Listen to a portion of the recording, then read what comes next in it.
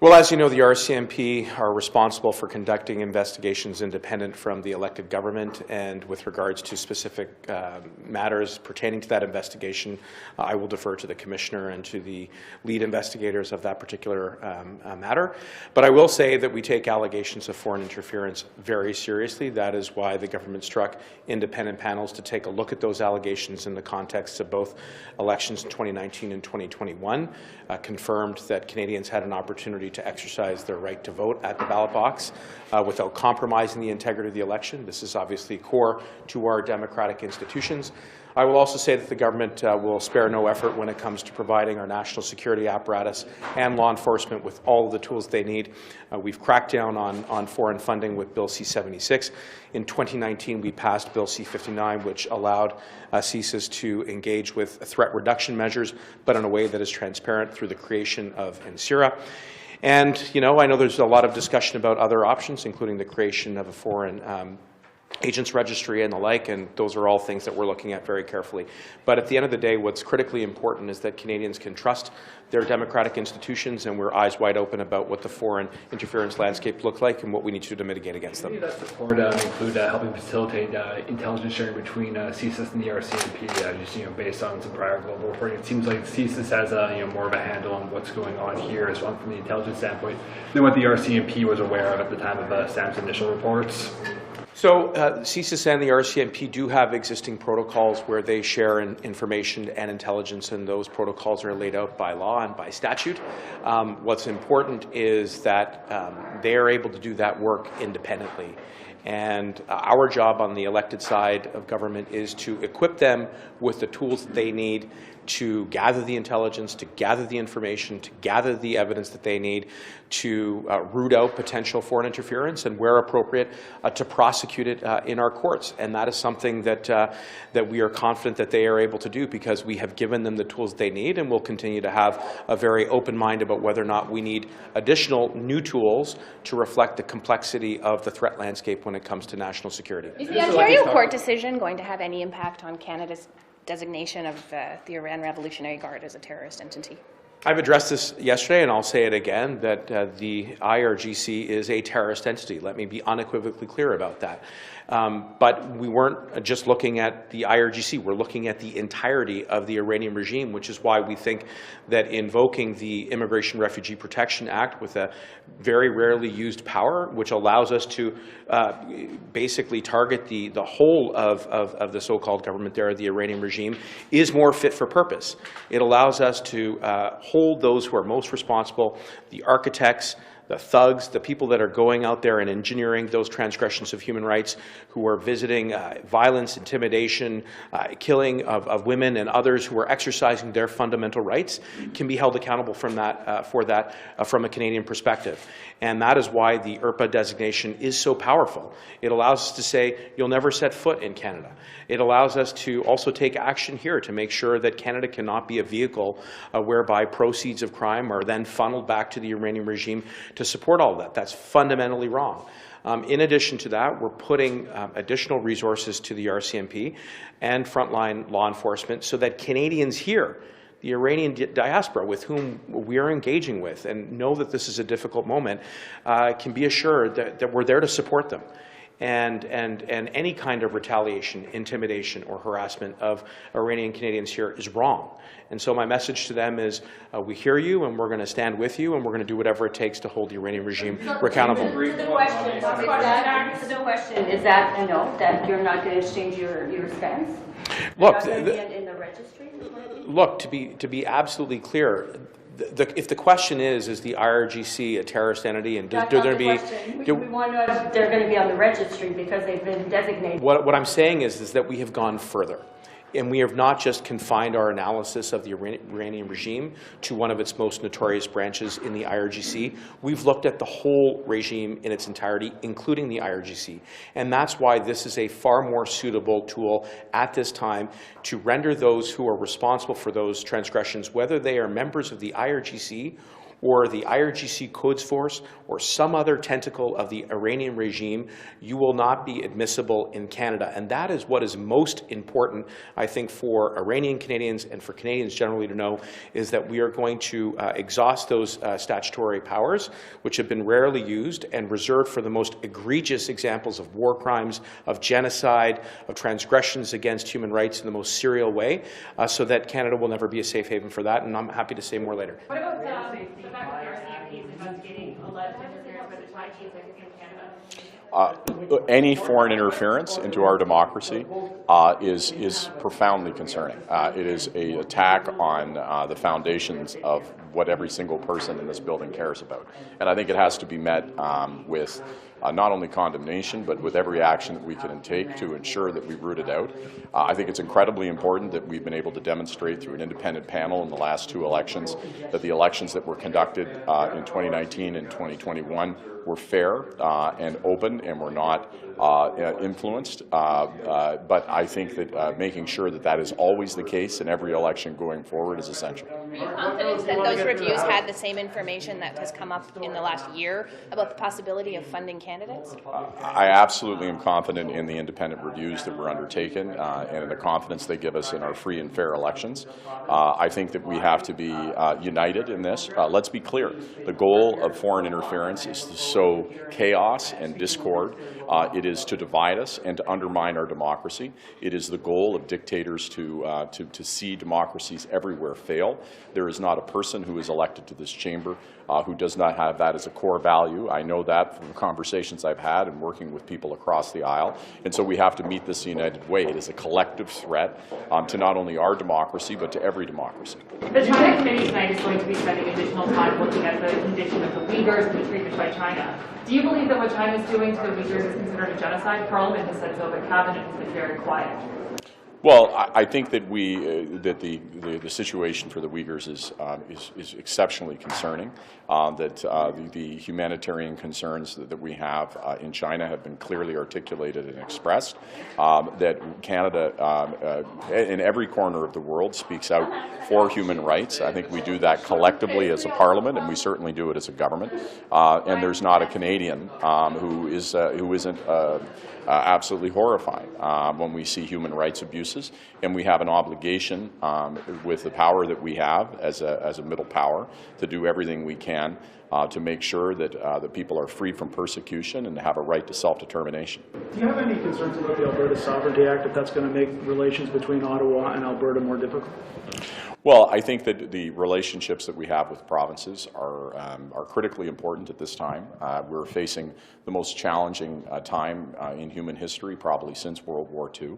I think that whether or not you're looking at your provincial government or you're looking at your federal government or your municipal government, there's an expectation that we're going to work together, that we're going to find common ground, and that we're not going to play games that divide us. And so I know that our government and all ministers and our entire caucus is focused on having a constructive relationship with Alberta, and we hope that they'll be approaching their relationship with us in the same way. Is the Sovereignty Act then playing games? Is that, would you? I think that it's not for me to say whether or not any individual action is. I think it is for us to look at the collective totality of our action and how we're engaging with one another and asking if it's a constructive way to be moving forward on issues that affect our collective constituents, that we have an obligation in all things to put the interests of the people that we serve first, and at this point in time really to dial back our partisan interests or how we might exploit divisions between us, that instead this is a time when it's demanding us to come forward with solutions as productively as possible. In the context of everything going on in China, what do you make of the University of Ottawa not allowing filming or recording of the Chinese ambassador's speech the other day?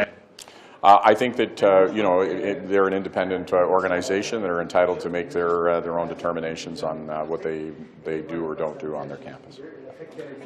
Est-ce que vous avez quelque chose à dire par rapport à l'ambassadeur de Chine hier à l'Université d'Ottawa qui a expulsé, où on a demandé au caméraman de s'en aller de la pièce pour ne pas le filmer? Je suis pas sûr que je suis au courant de tous les détails, mais évidemment, dans un pays libre et démocratique, on se doit d'être à l'écoute et une société mieux renseignée qui qui portent attention, même si ce sont des choses déplaisantes. C'est toujours. Trouvez-vous ça acceptable qu'une université canadienne donne une plateforme à un pays comme la Chine, à un haut dirigeant chinois? Trouvez-vous ça acceptable qu'une université fasse ça? Moi, je pense qu'on est une société libre, ouverte et démocratique, et plus qu'on démontre cet état de choses, plus fort qu'on est.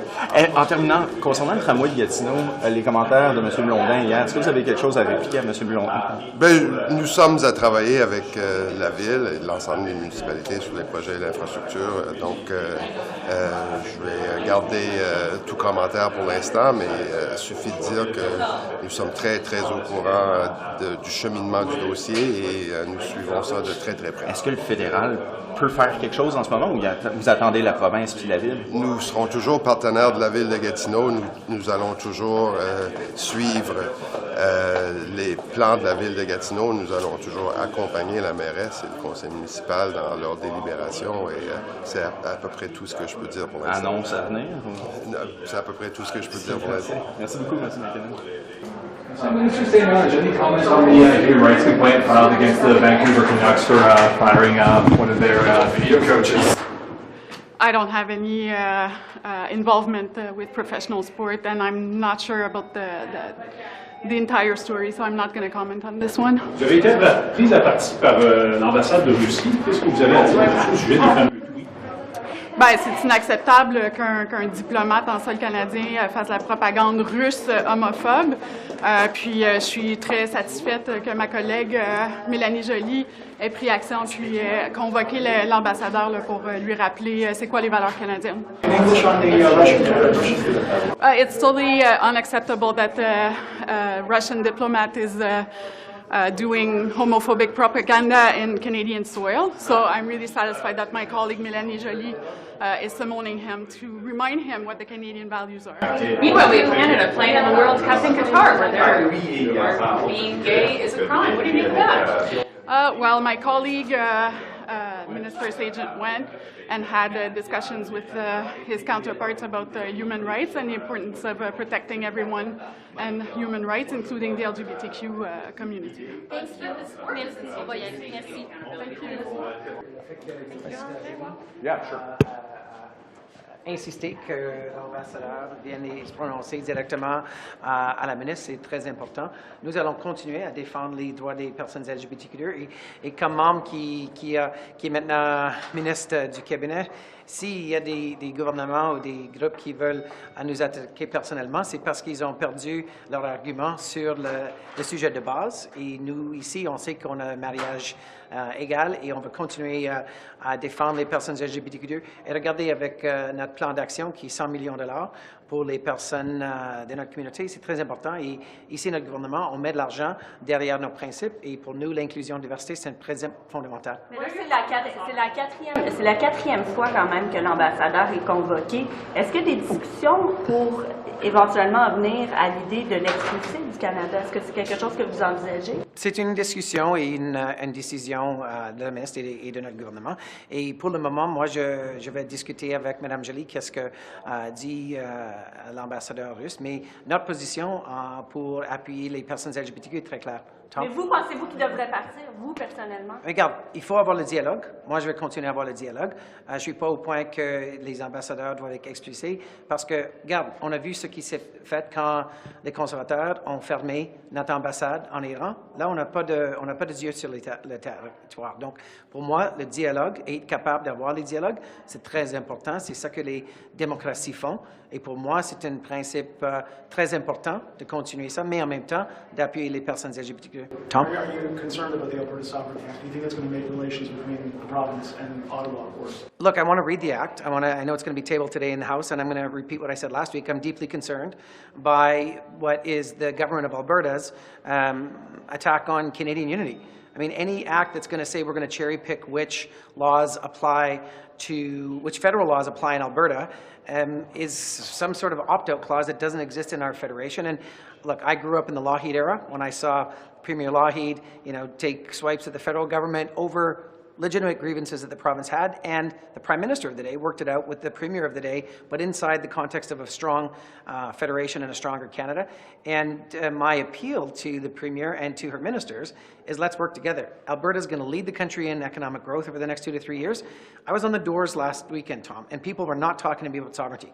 They were talking to me about jobs, about indexing, the benefits that they get. They were talking about the Prime Minister's good performance at the inquiries, and quite frankly, they were talking about him being on Drag Race Canada, and like which international leader is going to do that. It matters to families in my riding. So Sovereignty Act is not on the minds of Albertans. What do you make of just general Western relations right now? Because well, we haven't seen the Sovereignty Act be tabled yet. Right now, the Saskatchewan First Act is being debated, which is very similar in spirit.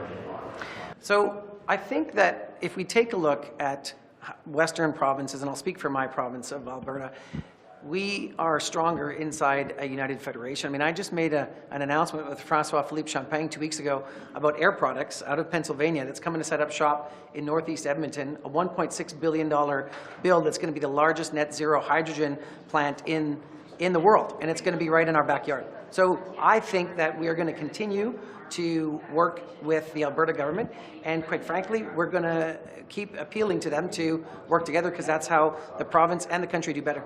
Merci beaucoup. We've seen media reports around some potential pieces of the Sovereignty Act, but it would be not responsible on our part to be making comments until we've seen the legislation. My understanding is it'll be tabled towards the end of the day, Ottawa time. We have a constructive and positive relationship on a number of fronts with the Government of Alberta. I had the Deputy Premier and Minister of Infrastructure from Alberta in Bucktouche, New Brunswick 2 weeks ago. We had a great discussion about infrastructure. So we'll look at the Act once it's tabled and have something to say. Working with Western provinces, we're seeing the Saskatchewan First Act being debated right now, very similar in spirit to the Sovereignty Act. So what is your government doing to try to smooth things over with the West, where we are seeing, your colleague was saying, attacks on Canadian unity? We're not pessimistic about Canadian unity at all. Our federation remains very strong. Different issues provoke disagreements amongst partners in the federation from time to time. There's a great deal of constructive and positive work that gets done. I have a very cordial and positive relationship with Premier Moe. Legislatures under our constitutional system are sovereign in their own jurisdictions, and provincial governments can table legislation in their own legislatures, and they can debate and adopt that legislation. We'll do the same thing in the Parliament of Canada, but we're not going to get distracted from working on positive things with all the provincial governments, and they can decide what legislation they want to table in their legislatures at whatever time they want. Do you think that the merger between RBC and HSBC should be allowed to go ahead? I just saw that reported in the media this morning. I don't have any details on that at all. A few years ago, Paul Martin rejected the idea of big banks merging. Yeah, but that was 20-some years ago, and I was a first-term MP, I think, during those discussions. So I'll be interested to see what the analysis would be of this proposed merger that I just saw this morning at the hotel before I left on the news. I know you Yes. haven't seen the Alberta Sovereignty Act on this as communications, but do you think, just generally speaking, is this going to help harm provincial relations with that province's relations with Alberta? Well, I mean, Premier Smith, in her campaign for the leadership, offered a number of ideas that she said she would incorporate into legislation if and when she formed a government. So our understanding is that that legislation will be unveiled towards the end of the day, Ottawa time. We're not running around looking for fire alarms and looking for squabbles and hassles. As I say, we have on a number of fronts a positive relationship with the Government of Alberta. The Alberta legislature has sovereign constitutional jurisdiction within their own division of powers. So if they propose to legislate things that are properly within the jurisdiction of the Alberta legislature, the people of Alberta and the members of that legislature are responsible for those decisions. I don't sit in the legislature of Alberta, so I'll focus on what I can do in the national parliament. We'll obviously look carefully at the legislation, because There were, as I say, reported in a leadership campaign, which doesn't always bring out the most precise policy solutions. There were some discussions about things that may or may not involve federal jurisdiction. So it's important, I think, out of respect for the legislature of Alberta and for Premier Smith's government, that we look carefully at the legislation. And once we've done that, I'll be happy to comment on the specifics of the legislation. But commenting on some leadership campaign that already feels like ages ago, in the face of legislation that apparently a few hours from now, we're getting close to Christmas. I know you're very excited, but it would appear that in a few hours we'll have a chance to see that bill. But even then, it won't have been adopted at 5 o'clock today, Ottawa time. So this is a long road, and we'll continue to have what I think are constructive and positive discussions with the Government of Alberta on a bunch of issues that are important to Albertans. This is one signature piece of Premier Smith's leadership, so we'll look at it carefully. Merci. Mr. Rodriguez, what do you make of places like YouTube setting up push notifications against Bill C-11? Sorry? Oh, so sites like YouTube, they started doing a strategy of putting out push notifications against Bill C-11 to users. Just what do you make of this strategy? Well, they've been very active. They've been investing a lot of money against the bill by the government. But I think the bill is the right thing to do. So the Senate had it for over 6 months. Over 40 hours in committee, 120 witnesses, another 80 witnesses in the House of Commons, so I think it's time we pass that bill. What are you doing to reassure Canadians and content makers who are very wary of this bill? Some saying this can affect their livelihoods. This is far beyond people just posting cat videos at this point. Like, these are businesses seeing their business model potentially upended, and a lot more people are paying attention to YouTube than what anyone is saying in this building. You're going to be seeing this. How are you getting ahead of this construct? We go to facts. It's important to go to facts. This bill is not about the creators. It's only about the platforms. It's only about asking the streamers, Netflix and Amazon Prime and Disney that we love, right, to contribute to our culture. That's all it is. And it's a very good bill. Ils ont aussi dit que ce dossier-là du logement ne devait pas être juste l'immigration, mais aussi tous les ministères. Est-ce que vous impliquez vos collègues aussi dans le dossier du logement pour les nouveaux arrivants? Oui, Minister Hussein. What? Okay. Yeah, I just want to make sure I understand. So you're saying this is an issue not just for newcomers, but absolument. Et dans le janvier, je vais lancer le processus de consultation pour le review. Review? Yeah. Comment on dit review en français? Révision. Merci pour la leçon. La révision politique pour le système d'immigration. Une propre de stratégie pour la révision et pour considérer tous les dossiers dans le gouvernement pour soutenir la nouvelle population du Canada et une plus grande population du Canada. C'est essentiel, n'est pas juste pour logement, mais aussi infrastructure, les soins de santé, le système d'éducation. C'est important pour collaborer avec les provinces et des autres ministres pour faire un plan pour mettre en place les politiques pour soutenir les nouveaux arrivants. Ce n'est pas juste pour la prochaine année, mais pour la prochaine génération. Ok. Vous allez investir de nouvelles ressources dans les logements? Et juste répéter plus long. J'ai envie de pratiquer français. Est-ce que vous allez investir de nouvelles ressources dans les logements, de nouveaux fonds? Oh, absolument. Juste regarder la stratégie nationale pour le logement. Il y a l'annonce récemment pour le Rapid Housing Initiative en English. Ce n'est pas juste une politique pour satisfaire les demandes de le système, mais chaque jour, j'ai travaillé avec mes collègues et dans la Chambre de commune, j'ai resté juste à côté, Ministre Hussein. Chaque jour, Ministre Hussein, vous construisez des maisons pour les nouveaux arrivants et ils répondent, vous attirez les personnes avec la compétence pour construire des maisons. C'est une joke, mais c'est vrai. C'est une opportunité pour travailler avec des autres ministres pour satisfaire les demandes du système de logement pour les nouveaux arrivants et pour les Canadiens aussi. OK, merci tout le monde. I think I've got to go in there.